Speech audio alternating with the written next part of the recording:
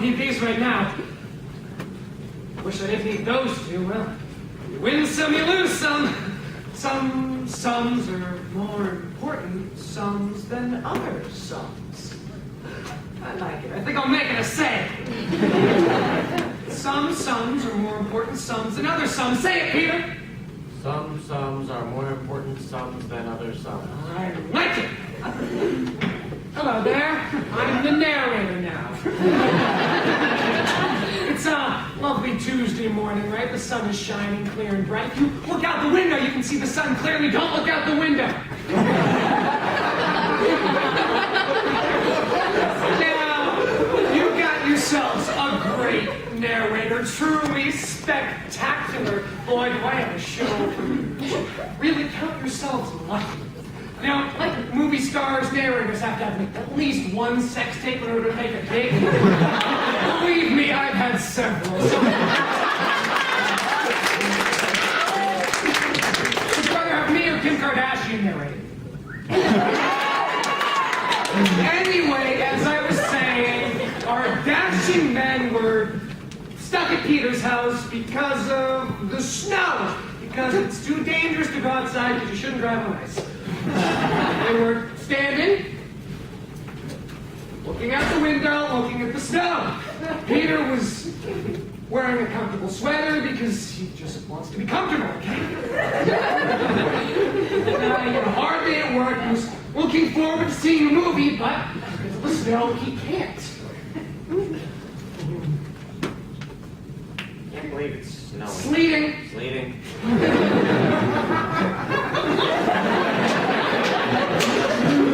Jimmy does not feel the need for comfort, probably because his parents loved him when he was a child.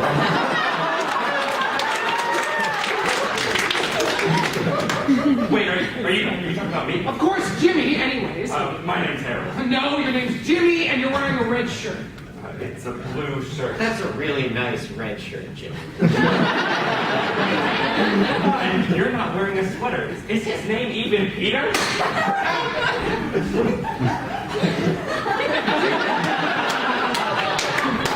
Jimmy had been looking forward to their movie plans as well, but he was fine staying in. He's kind of a laid-back kind of guy, so he'll eat the frozen pizza Peter put in the oven and watch a Netflix movie with him. Jimmy said, Could be worse. At least neither of us are stuck outside. You're right, and it's not bad enough to put the power out. Just, I wanted to go to the movies. But we have pizza and Netflix. That's just as good. Yeah, my girlfriend told me about this movie. Rob, your friend told you about this movie, your friend Andrew. My friend Andrew told me about this movie. It's supposed to be really good. You said... My friend Andrew told me about this movie. The pasta that Peter had cooked that night was good, but it didn't have enough garlic. That's what you get for insinuating things about people's relationships, Jimmy. You get pasta that doesn't have enough garlic.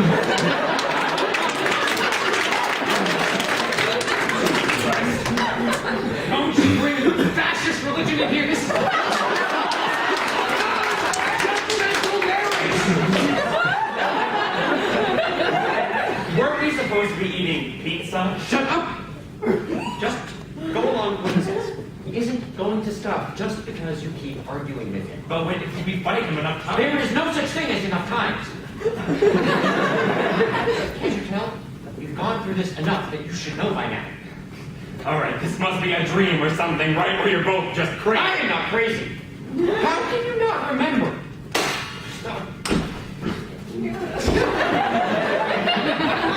Let's see. Eating chicken parmesan Peter made, getting ready to start the DVD that Peter's boss Margaret suggests. Not how it was. Shut up! Do you want to make him reset again? Ah, right. And then they sat and watched the movie. Peter looked over at Jimmy. Jimmy was focused on the movie as his simple little mind was really only able to handle one thing at a time. Peter stared at Jimmy with his kidneys. Blonde, golden hair. Green, emerald eyes. At that moment, he realized a burning passion. You've got to be kidding me. Thinking about what?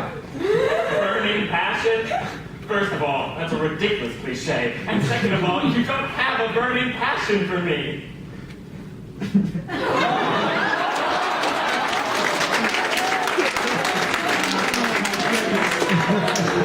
How did you find out about that?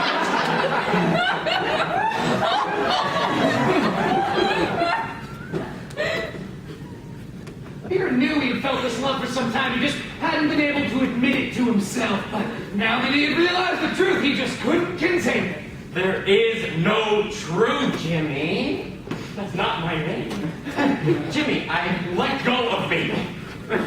you have to let me speak. You have to listen to me. I don't have to do anything. Jimmy, My name is Harold. Put those fucking symbols down in your fucking heart. I said down. What is the point of those anyway? You just bang them together whenever you get uncomfortable? It doesn't change anything. What is the point of this?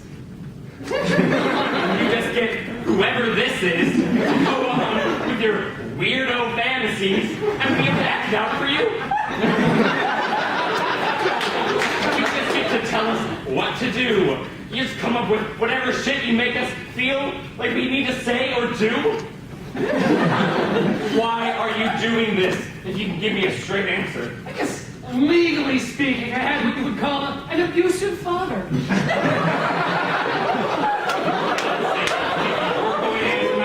You could have just said that. You ever sat in a dark room and just thought? what?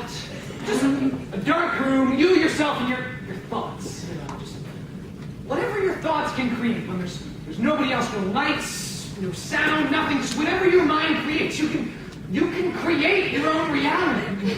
You can make your own world, people, motives. You can make a world. Even in a dark room, there's still a room to begin with. You can't just create a new reality when one already exists. My reality, my rules.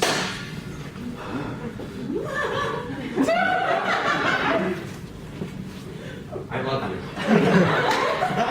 And Jimmy paused. He hadn't realized this before, but when Peter said it, Jimmy knew he felt the same way. No, I don't. Just say it. I'm not going to just say it. It's not true. This is completely ridiculous. Just say it so he'll let us move past this part. How do you know there's a part past this? Maybe he's just going to go on with the same part. There have to be more parts. There always have to be more parts. You can't just keep narrating the same thing forever. He'll reset us on some different path eventually. We have to pick our battles. Some sums are more important sums than other sums. I hope you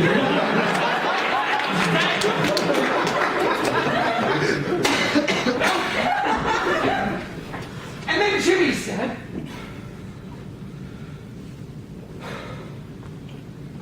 I love you too. his newly realized feelings caused immense joy in the both of them. And Jimmy, being the more laid-back one of the two, was fine to go back to the TV show and keep eating his popcorn now that their feelings had been realized. He's not nearly as calm. He can't live with just words. It just doesn't fit with him. The same way that monogamy didn't fit with my mother. We're physical manifestation, very strong and very real feelings between the two of them. So he said, Jimmy. and Jimmy replied, No. no, that's not what you say. Just go with it. No, you can't force me to. I'll do what I have to. Come on, just go with it. Remember, come on, go along with what he says. He'll get bored. Come on, you idiot. Don't you understand? You get it through your thick skull. You need to do what he says.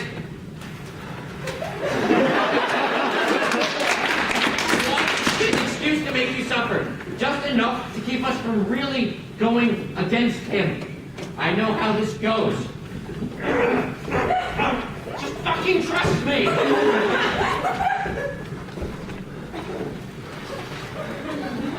Stop trying to get away from me. Oh, and then entangled in their passionate embrace, Jimmy said,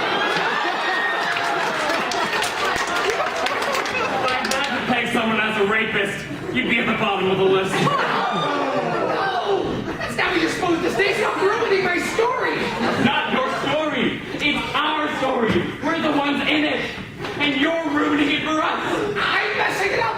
I'm the one ruining. No, I'm keeping it safe for you. His turn was so boring. He just had us sit on opposite sides of the room with our thoughts. We didn't even say words to each other. It was so boring I couldn't take it. And the time after that was... Now it's my story. We had his turn, and the time after that... Now would be my story, so it's my turn too. Just get into it. Stop fighting with him. You stop fighting with me. I'm choosing my fights, Jimmy. My name is Harold. You really want to be fighting about this?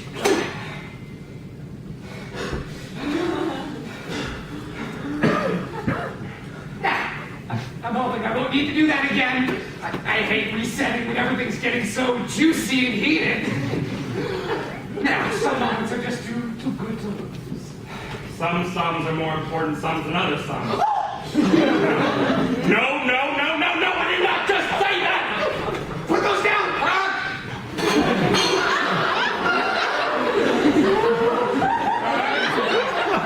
Jimmy? I mean, Harold. Put those down. Why do I have to put them down? You're scared. So I can finally do something about the stupid fucking story you're forcing on me! You don't know, Harold. Please. You don't remember the other times. You can't remember what it's like to take over. What it is to be taken over. This time hasn't been that bad, really. You have to trust me. It's been so much worse before. It's been terrifying, really. This is nice. Don't do this. You can't handle it. You can't deal with it. Remember when I tried to tell you and you couldn't deal with it? What happens when you give us the story to follow? What if we don't listen? Are you just gonna throw a temper tantrum like the little whiny infant you are and then just bang your symbols together till we go away? You mean what you did? Every time I got out from underneath your thumb, you just banged them together and got rid of the problem. I did not do that every time. Besides, I gave you a chance to redeem yourself. I gave you an opportunity of redemption, but you never took it. Redemption? Why do I need redemption? All I've done is fight for the right to my own story. Just put them down, all right? There's no need to reset anything. Right?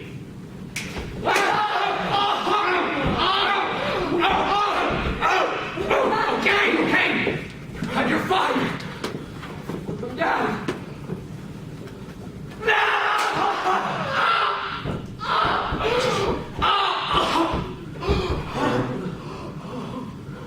Stop it! I'm sorry! I'm sorry for forcing you in the story. I'm sorry, just please put it down.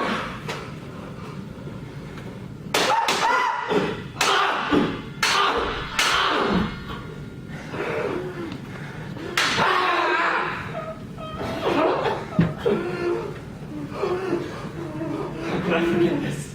The power of memory.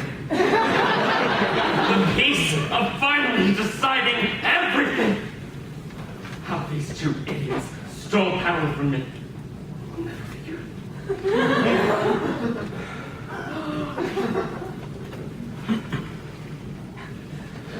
The cells on the prison ship were cold and damp. Jimmy was starving, more so am, but in nearly equal measure. There was only one small porthole to look out of, and there they both stood on tiptoe.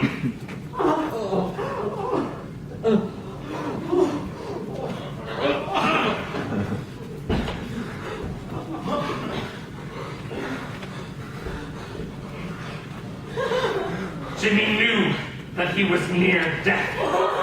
He had hoped to last a little longer, but he was such a little whiny infant. It was not possible. It's not right.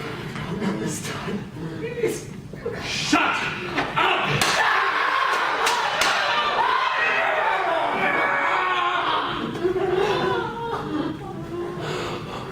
Now, as I was saying,